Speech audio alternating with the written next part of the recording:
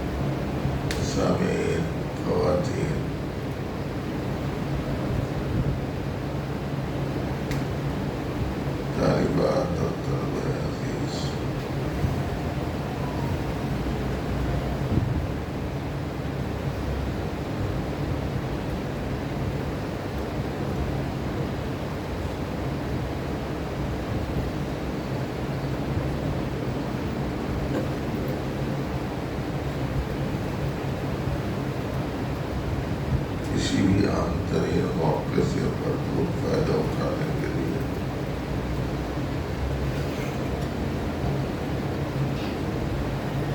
بہت پہلے سے خاص اہتمام کی ضرورت ہوتی ہے.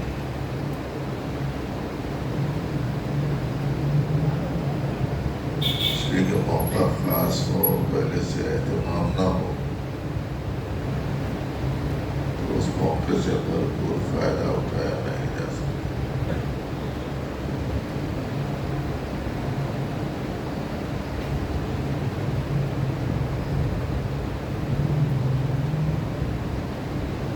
ماہ رمضان مبارک انسان کی زندگی میں ایک بہت ہی خاص موقع ہے۔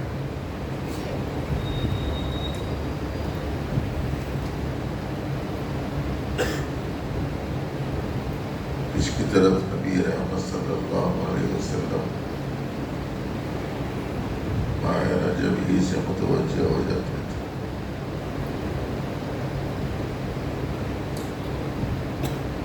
آپ کی یہ دعا حضرات نے بار بار سنی ہوگی کہ آپ دعا میں فرماتے تھے اللہم بارک لنا فی رجب و شعبان وبلغنا رمضان۔ اللہ رجب میں شعبان میں برکت دے اور ہمیں رمضان تک پہنچا دے۔ اس کا مطلب یہ ہے کہ رمضان کی فکر رجب سے،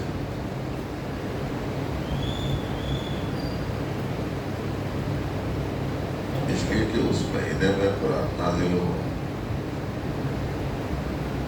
اس لیے کہ اس مہینے میں اعمال کا اجر بڑھا دیا جاتا ہے،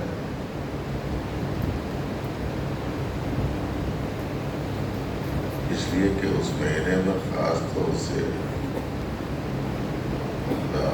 بندوں کی مغفرت بڑی تعداد میں فرماتا ہے۔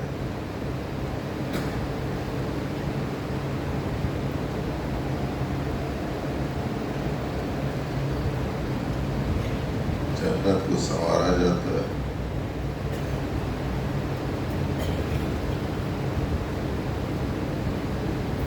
نیک اعمال میں رکاوٹ ڈالنے والے سرکش شیاطین کو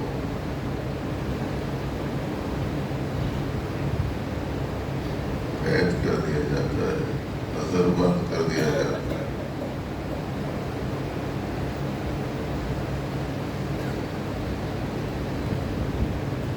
اس میں کیسی رات اللہ نے رکھی ہے تو جس میں عبادت 1000 مہینوں کی عبادت سے افضل ہے۔ ہر روز اس میں مغفرت کے فیصلے ہوتے ہیں لوگوں کے لیے۔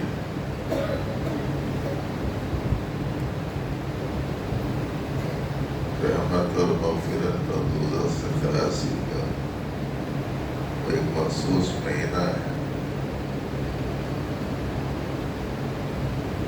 اس کے لیے اللہ رب العزت نے دن میں مستقل دن تمام کی ایک عبادت لازم کر، اسے ہم روزہ کہتے ہیں۔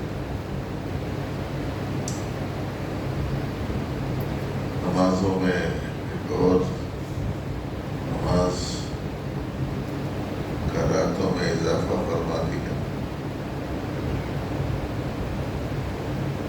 اور وہ بھی تقریباً رکعات کے اعتبار سے پورے دن بھر کی نمازوں میں فرائض ہیں 2 4 6 4 10 13 اور 4 14 15 16 17 رکعتیں، یعنی تقریباً 20 رکعت۔ پھر اس میں آپ دیکھیں گے فجر کی سنت کی سال تمام میں بڑی اہمیت 19 رکعتیں ہوگی۔ اس طریقے سے 20 رکعتیں جو سال تمام دن تمام میں ہیں، اتنی ہی تقریباً رکعتیں اللہ رب العالمین نے رات میں مزید بڑھا۔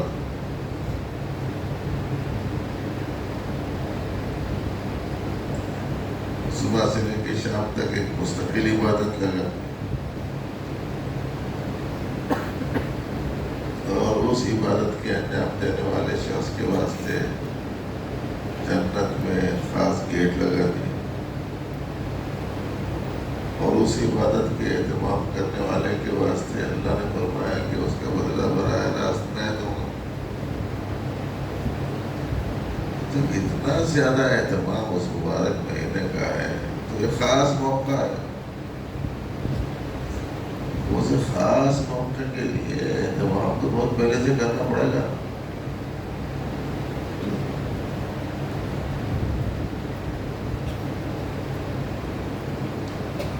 اسی تیاری کا نام ہے استقبال رمضان.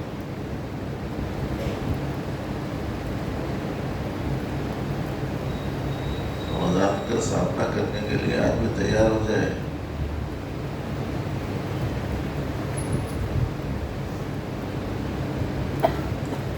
ہم لوگ دیکھتے رہتے ہیں کہ گھر میں کوئی خاص کام آ جائے، جیسے شادی، کب سے اہتمام شروع ہو جاتا ہے. خاص موقع ہے، 1 دن کا، 1 گھنٹے کا، کتنے مہینوں پہلے سے تیاری شروع ہو جاتی.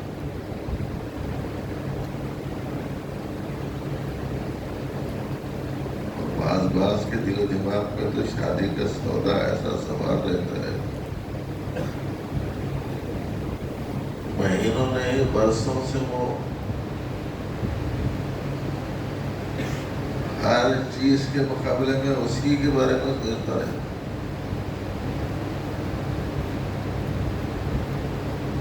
اس کی وجہ سے پڑھائی چھوڑ دیتا، اس کی وجہ سے کام چھوڑ دیتا. ارے کیا بات ہے بھائی، کیوں نہیں کر رہے، میری شادی ہے. معمولی سے کام کے واسطے مہینوں سے آدمی تیاری کرتا ہے. تو ایسا عظیم الشان موقع رمضان المبارک، اس کے لیے بہت اہتمام سے تیاری کرنی چاہیے. چنانچہ نبی رحمت صلی اللہ علیہ وآلہ وسلم نے شعبان کے تو بالکل اواخر میں روزہ رکھنے سے منع فرمایا ہے، تاکہ ذرا ایک دم تازہ دم رہے، تازگی کے ساتھ، جوش و جذبے کے ساتھ رمضان کے روزے رکھے. ورنہ شعبان میں سب سے زیادہ روزے نبی کریم صلی اللہ علیہ وسلم رکھتے تھے.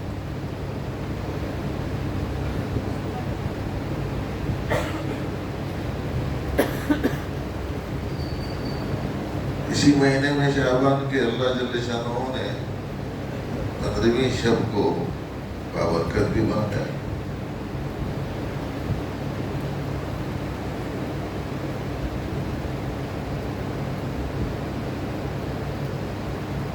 اس سلسلے میں 2 قسم کے لوگ ہیں. کچھ وہ ہیں جو بالکل ہی کچھ نہیں ہے وہ، اور کچھ وہ ہیں جو فرائض واجبات تمام سب کے مقابلے میں سب سے زیادہ اسی کو اہمیت دیتے ہیں.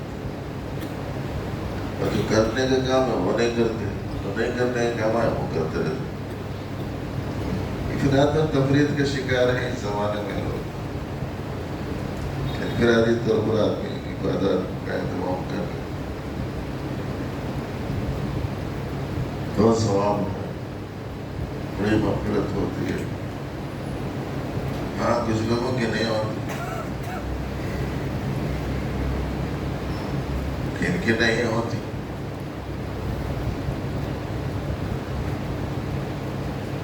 دن پہلے یہیں کے ایک صاحب کا فون آیا میرے پاس. صاحب وہ سال کا آخری کوئی موقع ہے، شعبان میں کیا کرنا کیا نہیں کرنا ذرا بول کے چلے گئے تو اچھا ہے. فون آیا، اب جاؤں کہاں بولوں کہاں بول کے وہیں سے ان کو بول دیا نیکیاں کرنا گناہ نہیں کرنا بس. اگر ان کو سبق سمجھ میں نہیں آیا جیسا ہے تو زبردستی پکڑ کے لایا جائے.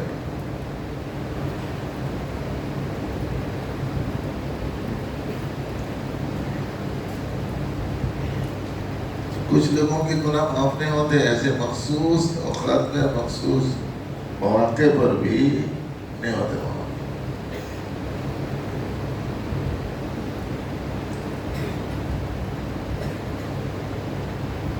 جیسے ماں باپ کا نافرمان ہے اس کی نہیں ہوتی.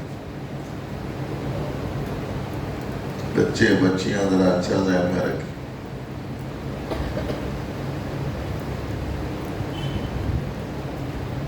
اللہ نے جن ماں باپ کا حق بیان فرمایا اپنے خاص حق کے بعد،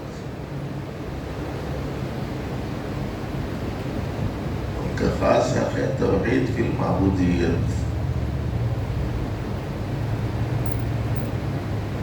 اس کے فوراً بعد اللہ جل شانہ نے ماں باپ کے ساتھ حسن سلوک کی تعلیم دی. تو جو شخص ماں باپ کا نافرمان ہوتا ہے اس کے لیے ہوتی بات.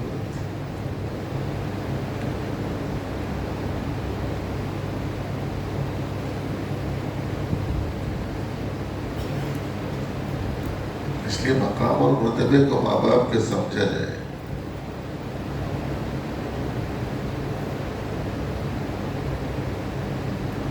بعض بچے یا بچیاں جو تھوڑا بہت شدھ بدھ دین کی معلومات رکھتے ہیں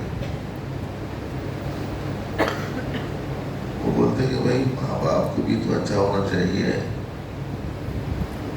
دونوں اچھے نہیں ہیں تو ہم ان کے ساتھ میں اچھا کہیں کو رہنا.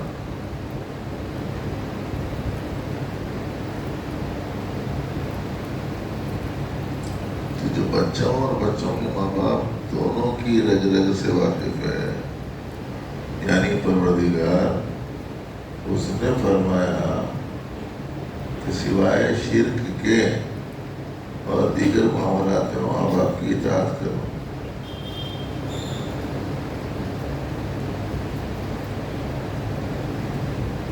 شرک کرنے کو کہیں تو مت مانو. باقی اگر کوئی ایسے ماں باپ ہو جو شرک کرنے کو کہہ رہے ہیں تب بھی ان کے ساتھ سلوک اچھے ہے. وَإِن جَاهَدَاكَ عَلَىٰ أَن تُشْرِكَ بِي مَا لَيْسَ لَكَ بِهِ عِلْمٌ فَلَا تُطِعْهُمَا وَصَاحِبْهُمَا فِي الدُّنْيَا مَعْرُوفًا.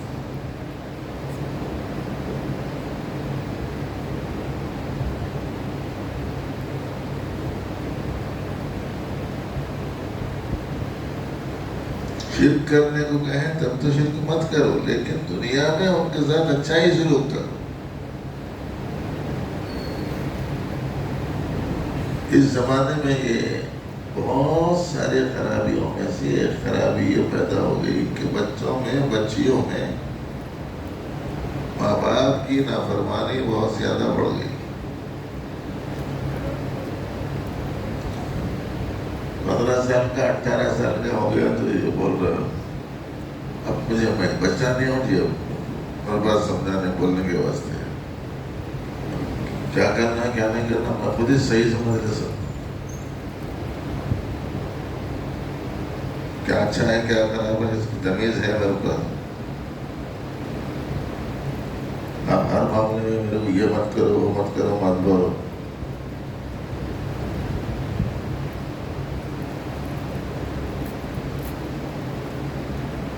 حالانکہ بچہ بڈھا بھی ہو گیا ہے تو اس کے ماں باپ کے حق میں بچہ ہے.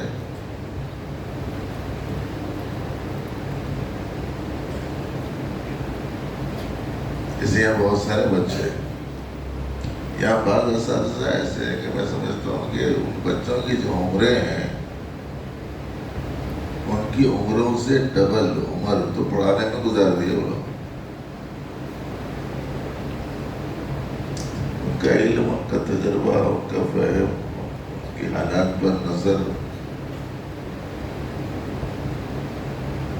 وہ کہاں سے لائیں گے وہ بچے؟ آج بہت سے بچے ہیں جو ماننے کے زمانے میں نہیں مانے ہیں، اب یہ زمانے میں پریشان ہے کہ ماں باپ کی مان لیتے تو سب. جیسے اس زمانے میں پڑھنے کے لیے ماں باپ توجہ دے رہے ہیں، بچے بھی عجیب عجیب قسم کے ہیں.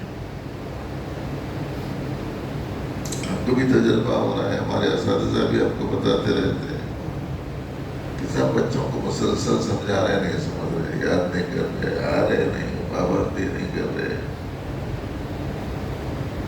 سبق یاد کر کے سناتے نہیں. ماں باپ ہیں زبردستی بھیجتے بٹھا کے ہمارے پاس اساتذہ بچوں سے بات کریں تو نہیں کرتے. پڑھتے کیوں نہیں؟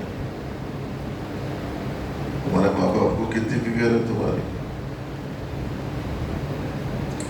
نہیں مول صاحب ہمارے کو پڑھنا ہے نہیں.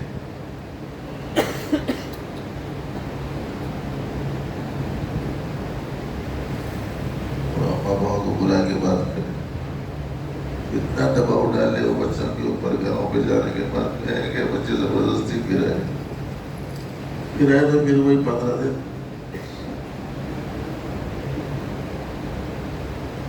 گر گئے. پڑھے اس زمانے بھی گر گئے. اس لیے جب کوئی پڑھنا نہیں چاہ رہا تو ایسی صورت میں پیشنٹ جو ہے موت بند کر لیا تو دوا ڈالیں گے کیسے؟ یہی حال آج کل کے ہمارے بچوں کا ہو گیا. تمہیں معلوم ہونا چاہیے کہ ماں باپ کی نافرمانی ایک ایسا بڑا جرم ہے اللہ کی نگاہ میں کہ خاص مغفرت والے زمانے میں بھی اس شخص کی مغفرت نہیں ہوتی.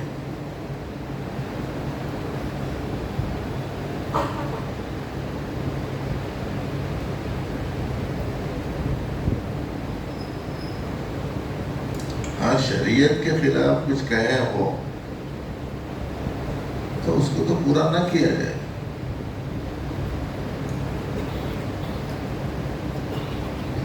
لیکن ان کے ساتھ سلوک اچھا کرے. شریعت کے خلاف اگر بول رہے ہیں تو نہیں ماننا. اب وہ لوگ شریعت کے بجائے سننے میں گڑبڑ کرتے رہی کہے گی. طبیعت کے خلاف بولے تو نہیں ماننا.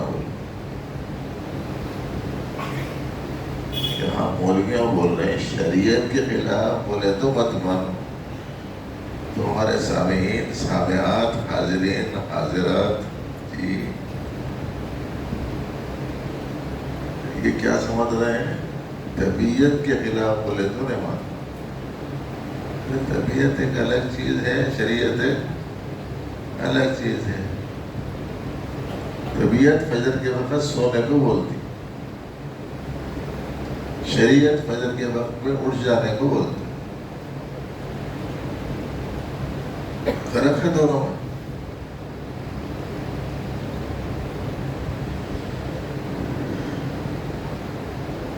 طبیعت کہتی ہے جیسا بھی ہو سکتا ہے آمدنی ہونی چاہیے. حلال حرام جائز ناجائز صحیح غلط خیانت امانت سب کے ساتھ میں جیسا بھی آمدنی ہو سکتی ہوتی رہے. یہ طبیعت کہتی ہے. شریعت کیا کہتی ہے؟ شریعت کہتی ہے سچائی سے کماؤ, جھوٹ سے نہیں. دیانتداری سے کماؤ, خیانت سے نہیں. جیسی چیز ہے ویسی بتا کر پھر اس کے ذریعے سے کماؤ, دھوکہ دے کر نہیں.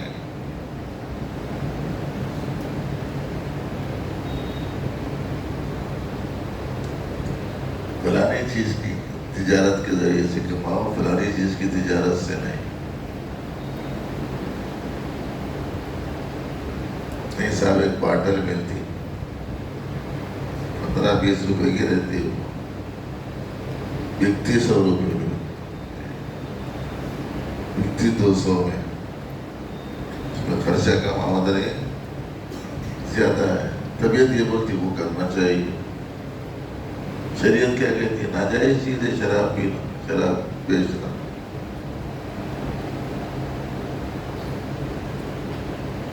طبیعت کیا کہتی ہے محنت کم ہو معاوضہ زیادہ ہو.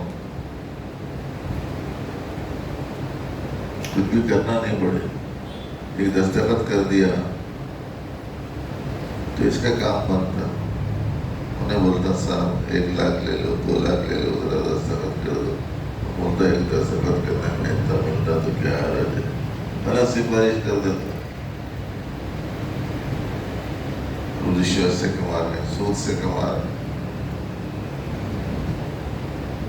طبیعت تو محنت کم اجرت زیادہ چاہتی ہے.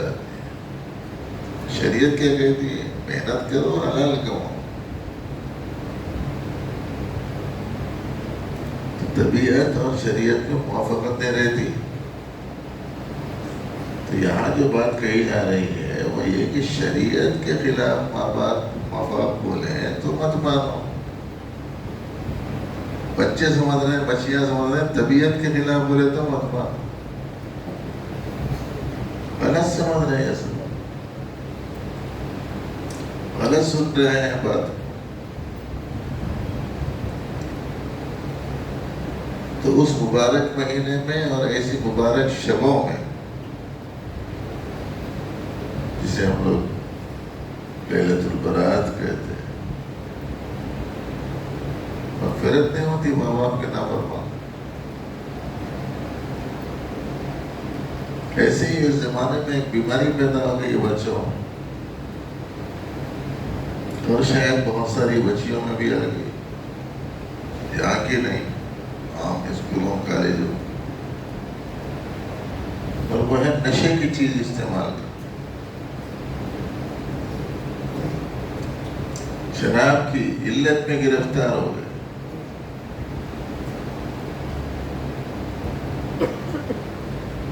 اب جو عادی ہوتا ہے شراب کا، اس کی بھی نہیں ہوتی بات.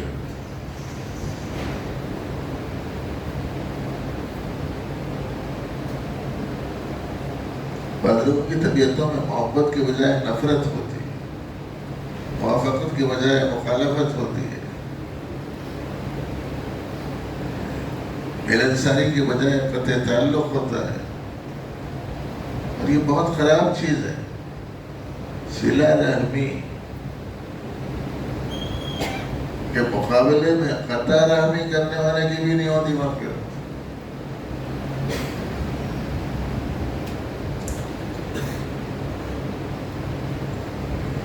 اس کا مطلب کیا ہے کہ اگر خاص موقع پر اللہ کی خصوصی عنایتوں سے بھرپور طور پر استفادہ کرنا ہے، تو جو رکاوٹیں ہیں اس خصوصی عنایت اور فضل کو پانے میں رکاوٹ بننے والی جو چیزیں ہیں ان سے پرہیز کر.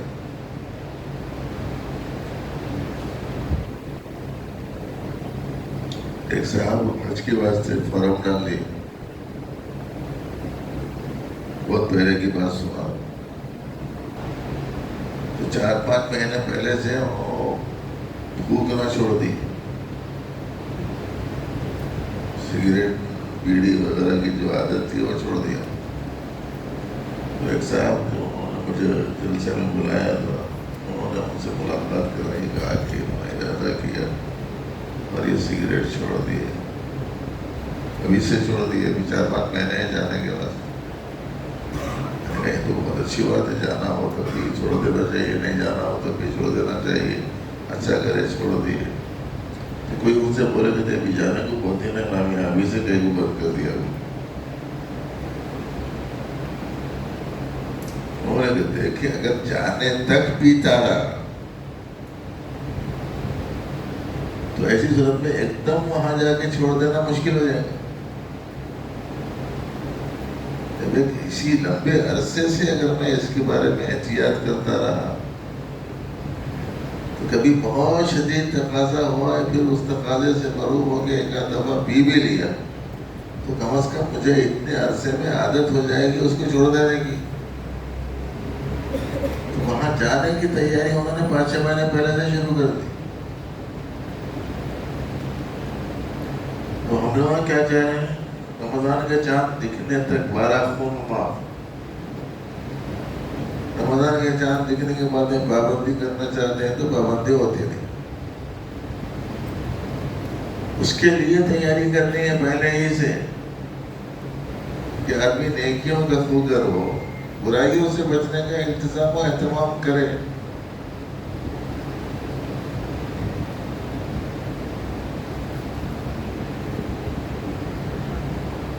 ویسے بھی کسی جگہ گاڑی کو کھڑا کرنا ہے، خاص طور سے بڑی گاڑی کو، ٹرین وغیرہ کو، تو کافی دور سے بریک مار کے جانا پڑتا ہے. سڈنلی بریک نہیں مار سکتے.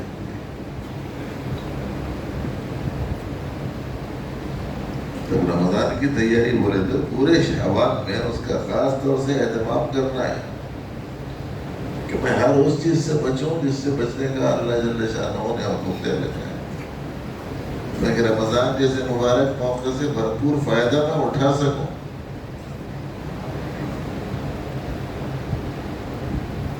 ایک تو اس چیز کا اہتمام کرنا ہے. دوسرے خود نبی رحمت صلی اللہ علیہ وسلم نے ماہ رمضان مبارک آنے سے پہلے اس کی اہمیت کو لوگوں کے سامنے بیان فرمایا. یہ بھی کوئی استقبال رمضان ہی ہے کہ آپ نے بتایا کہ وہ رحمت کا مہینہ سایہ فکر ہوا، اس میں سرکش شیاطین بند کر دیے جاتے ہیں.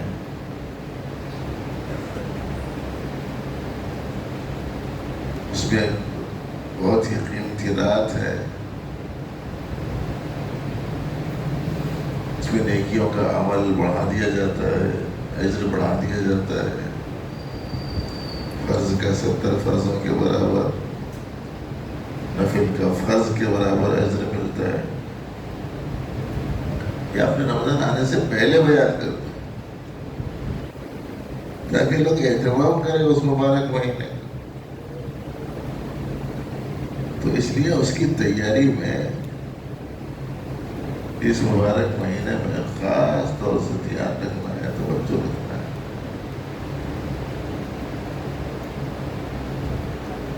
آپ پڑھیے ہمارے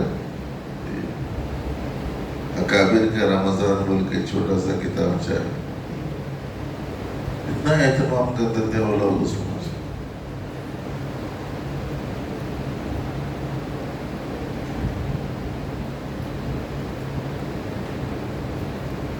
تیاری میں ایک تیسری چیز ہے جس کو پیش نظر رکھنا ہے،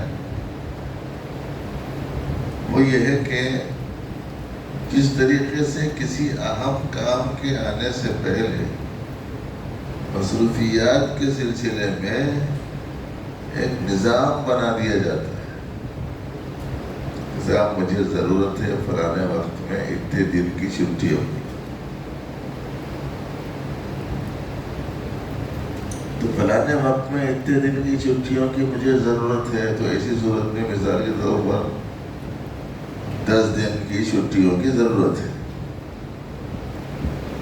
اور اس کو سال تمام میں 12 دن کی رخصتیں مل سکتی ہیں. تو انہیں دوسرے مہینوں کی جو ایک ایک چھٹی ہے وہ نہیں لے کے اپنے 10 چھٹیاں بچا کے رکھتا، تاکہ اس میں وہ ڈیوٹی انجام دینا نہ پڑے جو ڈیوٹی اسے ان دنوں میں کرنے کی ہے، چھٹی اسے مل سکے. ایسے ہی اہتمام رمضان میں کرنا ہے. کما لینا ہے 11 مہینے کماؤ، کم از کم 1 مہینہ اس کی چھٹی جس حد تک کر سکتے ہیں کرو، تاکہ جو وقت ہمارا اس کمائی میں اور باہر کی مصروفیت اور مشغولی میں خرچ ہو رہا ہے وہ وقت ہمارا عبادت میں لگ جائے، تلاوت میں لگ جائے، ذکر میں لگ جائے، کلمہ طیبہ کی کثرت میں لگ جائے، دعاؤں میں لگ جائے. لیکن یہ اس وقت بھی ہوگا جبکہ ہم پہلے سے وقت بچا کے رکھیں. اس کے بجائے دیکھنے میں آ رہا ہے الٹا نظام. دنیا کی جتنی مصروفیت 11 مہینے ہے، رمضان میں دنیا کی اس سے زیادہ مصروفیت لگا لے رہے. وہ کیسا؟ وہ اس طریقے سے کہ 11 مہینے دن کے 11 بجے دکان کھولتا تھا، 9 بجے 10 بجے واپس ہو جاتا تھا. رمضان میں کیا کر پورا دن کے واسطے اسٹاف، پوری رات کے واسطے ایک اسٹاف، 24 گھنٹے دکانیں کھلی رہتی.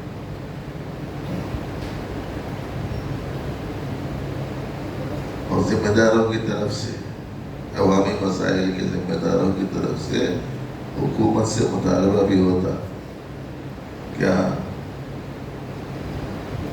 پوری رات دکانیں کھلی رکھنے کی اجازت دی جائے، پوری رات ہوٹلیں کھلی رکھنے کی اجازت دی جائے.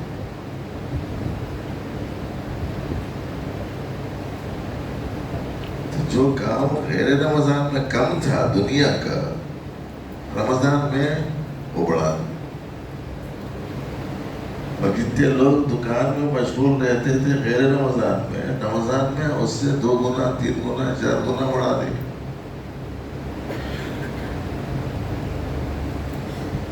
اور جو عورتیں کبھی کبھار بازار کو جاتی تھی، رمضان میں روزانہ دانتوں کے چکر بازار میں، تو بالکل الٹا نظام ہو گیا۔ اسی لیے یہ بات ذہن میں رکھی جائے کہ کچھ ایسا نظام العمل بنا لیا جائے کہ رمضان المبارک میں ہم کو زیادہ سے زیادہ وقت عبادات کے لیے مل سکے، تلاوت کے لیے ملے، ذکر کے لیے ملے، دعاؤں کے لیے ملے۔ اس کی تیاری کرنے کا نام ہے استقبال رمضان۔ شعبان المعظم میں ان چیزوں کا اہتمام کرنا ہے کہ ایسی ترتیب بناؤ کسی کام کی، جیسے عام دنوں میں پاؤ پارا، آدھا پارا، 1 پارا پڑھتے تھے بولے تو میں بھی حسن زن سے بول رہا ہوں۔ رمضان المبارک میں ہر 7 دن میں قرآن شریف کم از کم مکمل کرنے کا اہتمام تو کرو۔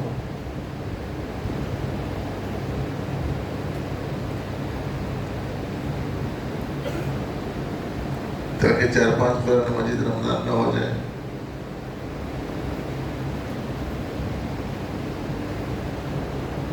سات منزل ہے، روزانہ 1 منزل پڑھ، کم از کم 4 تو ہو ہی جائیں۔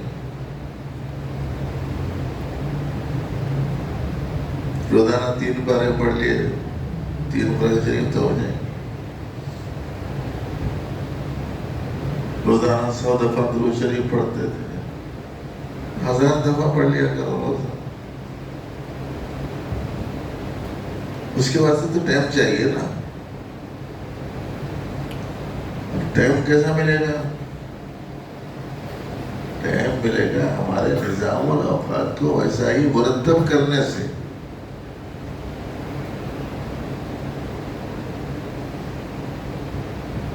عجیب بات ہے کہ صاحب وہ سرمائی تعطیلات میں شملہ جانا ہے، کشمیر جانا ہے، دبئی جا کے آنا ہے، اس کے واسطے 10 دن 15 دن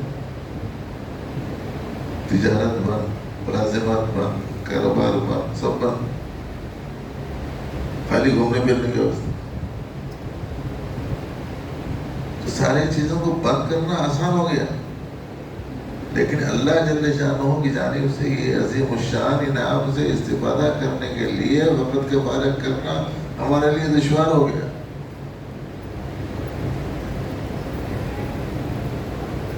تو کیا کرنا ہے رمضان میں، شعبان میں؟ بولے تو یہ تیاری کر لینا ہے،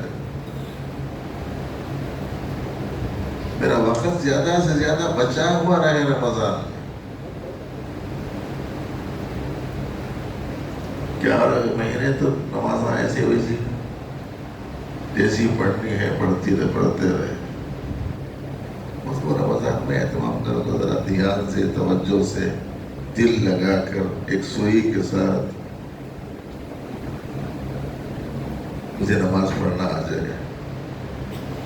قرآن پاک نہیں آتا تو تجوید کے ساتھ قرآن پاک پڑھنا آ جائے،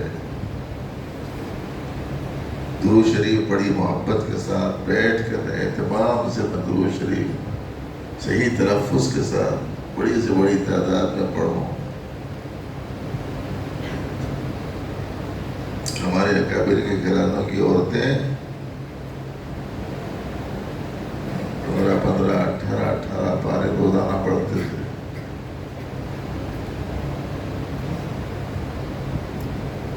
آج کل بعض مدرسوں میں حافظ بچوں کے لیے صبح سے لے کے شام تک ایک مجلس میں پورا قرآن شریف سنانا بول کے انتظام کیا جا رہا کہیں، اور 2 بچے 4 بچے 3 بچے ماشاءاللہ محنت کر کے سنا رہے صبح سے لے کے شام تک، اور 15 پارے سننے کے بعد سے 2 استاذوں کو مقرر کرنے، مدرسے کا باہر کا، کہ وہ سنے، اس سے آپ پتہ چل رہا ہے کہ بھائی دن تمام میں اگر پڑھے تو صبح شروع کرے تو شام تک ہو جا رہا. جی تو اب ایسی صورت میں شاید سمجھنا آسان ہو جائے گا کہ ہمارے اکابر کے بارے میں یہ جو ہم نے سنا ہے کہ رمضان میں وہ 60 قرآن شریف پڑھتے تھے، 60 قرآن شریف پڑھتے تھے، ماننا آسان ہو جائے گا. ویسے کیسے پڑھتے تھے بلکہ بعض لوگ سمجھتے ارے بھائی پورے کاموں سے متعلق پہلے ہی انہوں نے نظام العمل بنا کے رکھ لیے، وہ مہینے میں خاص اسی واسطے مختص ہو کر رہ گئے، ان کے لیے آسان ہو گیا پڑھ. اور آپ کو معلوم ہے کہ اللہ کی نزدیکی قرآن پاک سے زیادہ اور کسی چیز سے نہیں ملتی. اس لیے کہ حدیث میں آتا ہے کہ میرا سب سے زیادہ قرب اسی چیز سے ملے گا جو خود میری ذات سے نکلی ہے، اور اللہ کی ذات سے نکلی ہوئی چیز قرآن مجید ہے. اس لیے کہ یہ اللہ جل شانہ کا وصف ہے، صفت ہے. یہ پورا وقت فارغ کریں گے، ترتیب کچھ ایسی بنائیں گے. اسی واسطے بتایا گیا کہ اپنے ماتحت کام کرنے والے لوگوں کے اوپر سے بھی کام کاج کا بوجھ کم کر دو. حدیثوں میں آتا ہے، ہم لوگ پڑھا دے رہے. عام دنوں میں عورتیں 3 وقت کا کھانا بناتی تھی، رمضان میں ظہر کے بعد سے مغرب تک لگا دیا اس یہ بناؤ وہ بناؤ وہ بناؤ وہ بناؤ، کھانا الگ بناؤ، سالن بناؤ، روٹیاں الگ بناؤ، لقمیاں بناؤ، کباب بناؤ، دال ابالو، مرچیاں تلو، بھاجیے تیار کرو، فروٹ بنا کے اس کی کٹنگ کر کے اس کی ڈشاں تیار رکھو، حلیب بناؤ، حریز بناؤ. اب وہ بیچاری کی پکوان کی ذمہ داری ہے رمضان میں پڑ گئی. اس سے 2 سال کے 11 مہینے تو کھاتے ہی رہے ہیں. صحیح روزہ بھی اگر رکھنا ہے تو سادہ افطار، سادی سحری ہونا چاہیے، تو روزہ رہتا. اس واسطے کبھی کبھی میں بولتا ہوں کہ تمام روزہ رکھو کا مطلب روزہ ہی سمجھے، لوگ آئے سمجھے، رات تمام کھاؤ.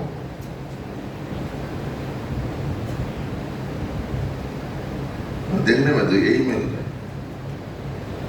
مغرب سے پہلے وقت ہوتے ہی مغرب کا کھانا شروع کر دیتے، مغرب پڑھتے ہی سنتے بھی برابر نہیں پڑھتے، تیزی سے گھر کو جاتے رہتے تھے. کیوں بولتے رہے بھائی روزہ تھا، کھانا کھانے جا.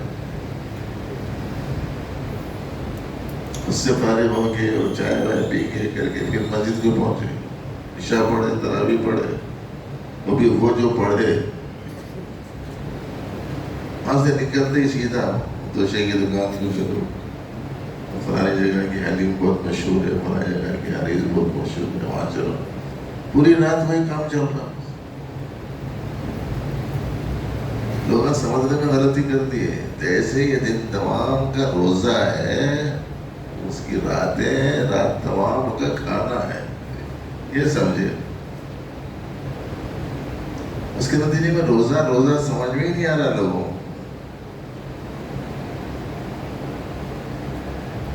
میرا جلال جانا ہوا تھا، ہمارے ساتھی کو ان کے ایک بزرگ نے کہا کہ بابا آج مصروفیت کی وجہ سے میرا نوافل کا کوٹا پورا نہیں ہو سکا، روز کا پہلے رمضان کا. کہنے لگے کہ آج میں صرف 80 رکعت ہی پڑھ سکا، کیونکہ روز کا معمول 200 رکعتوں کا ہے. غیر رمضان میں اس زمانے میں وہ آدمی کو دیکھ کے آ رہا ہوں میں اس وقت.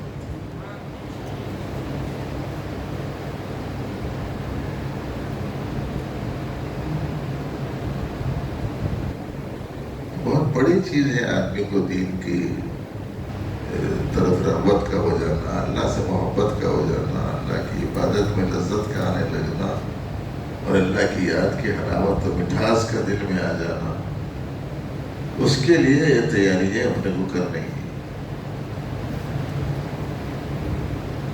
اور جو گناہوں کی اپنے کو عادت ہے پورا کنٹرول کرو، اس واسطے کہ اس زمانے میں جیسے نیکی کا اجر بڑھ جاتا، گناہ کی شدت بھی بڑھ جاتی. یہ تیاری ہے دیکھو اپنے کو کرنے کی اس مبارک مہینے. بس آج اتنا ہی. نفل روزوں کی کثرت 15ویں شعبان کو انفرادی طور پر اپنے گھر میں زیادہ سے زیادہ اللہ کو راضی کرنے کی کوشش، رمضان کے سلسلے میں نظام العمل بنا کر اپنی خارجی اور دنیاوی مصروفیات کو کم سے کم ترک کرنا اور پوری طریقے سے ہر گناہ سے بچنے کا انتظام و اہتمام کرنا، اور مغفرت سے محرومی کے جو خراب اعمال ہیں ان سے اپنے آپ کو بچا کر رکھنا، اور ایسا بچا کر رکھنا کہ مستقل ہماری بچنے کی عادت ہو جائے. ایسا نہیں کہ صرف رمضان میں ہم بچیں، اس کا اہتمام شروع کیا جائے کہ اگر ہم شعبان سے ہی کریں گے اس کا اہتمام اور پھر رمضان میں بھی اہتمام کریں گے تو امید ہے اللہ کی ذات سے، جیسے بزرگوں نے لکھا ہے کہ اگر آپ کسی چیز سے بچنے کے سلسلے میں 40 دن کا اہتمام کریں گے تو انشاءاللہ زندگی بھر اس پر قائم رہنا آسان ہو جائے گا. اس کا اہتمام کریں ہم لوگ ابھی سے. 40 دن 4 مہینے کا جو نظام بزرگوں نے بنایا ہے اس کے پیچھے جو مسئلے آتے ہیں ان میں سے ایک یہ بھی ہے کہ جب آدمی اتنے عرصے تک کسی اچھائی کو اپناتا ہے تو پھر وہ عادت بنتی. جب کسی برائی سے آدمی مستقل اتنے طویل عرصے تک اگر بچتا ہے تو بچنے کی عادت ہو جاتی.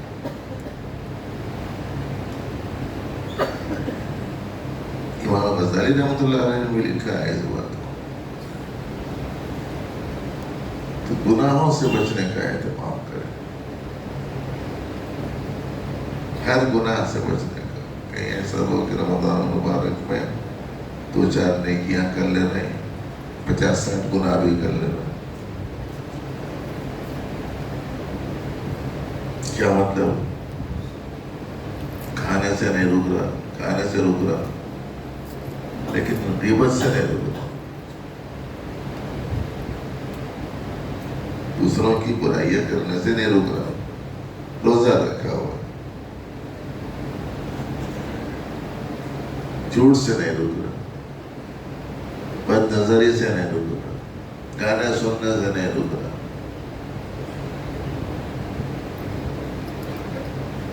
کھیل لیتے بیٹھے ہوئے، ٹی وی دیکھ لیتے بیٹھے ہوئے، اس سے بچتے نہیں ہیں. 2-4 گناہ میں نے گنا دی، میں 50-60 بھی گنا سکتا ہوں.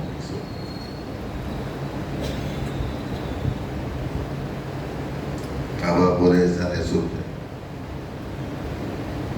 بیوی کے اوپر ظلم و ستم کر رہے، ایک آدھ ٹائم کا کھانا کیا چھوڑے، بہت بڑا تیر مار دیے، غصے میں ہے، ناراضگی میں ہے، چڑچڑاہٹ میں ہے، بے صبری ہو جا رہے، بے برداشت ہو جا رہے.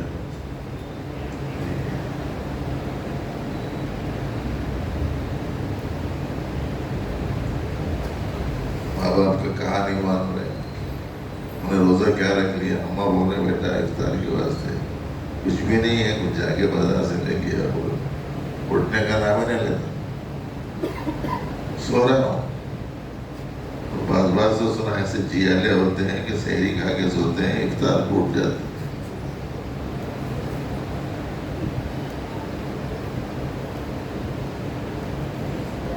پوری نماز غائب ہے. افطار پر ایسا ٹوٹ پڑتے ہیں کہ مغرب کی جماعت چھوٹ جا رہی، مغرب کی تکبیر اولا چھوٹ جا رہی، جماعت چھوٹ جا رہی. مسجد میں موز کے چھلکے ڈال دیتے ہیں، کھجور کی گٹلیاں ڈال دیتے ہیں، مسجد کی بے احترامی کرتے ہیں. ایسے جو پڑیوں میں لے کر گئے تھے کاغذات وہاں پھینک دیتے ہیں. کوئی ایک ہے چیز ہے جس کو سنایا جائے. ہمارے حیدرآباد کی اصطلاح میں ہر معاملہ متاثر ہو گیا. تو اس لیے معزز بھائیوں اور بہنوں، طلباء اور طالبات، اس مبارک مہینے میں ایسا نظام العمل بناؤ. جتنی چیزیں آپ کو لانی ہیں رمضان آنے سے پہلے پہلے لا بازاروں سے.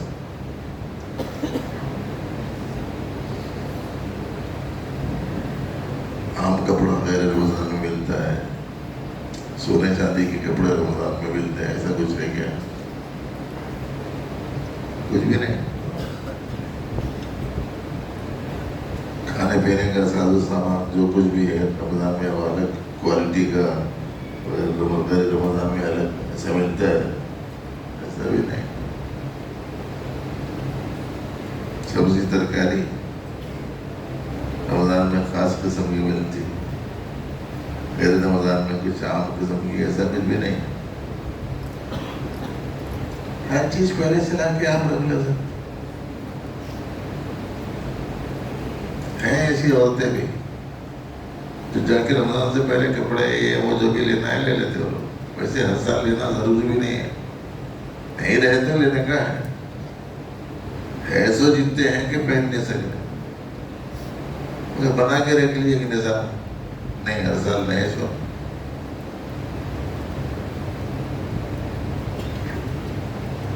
تو بعض عورتیں ہیں ایسی جو جا کے رمضان آنے سے پہلے پہلے ساری ضرورت کے کپڑے یہ وہ سب لے لیتے.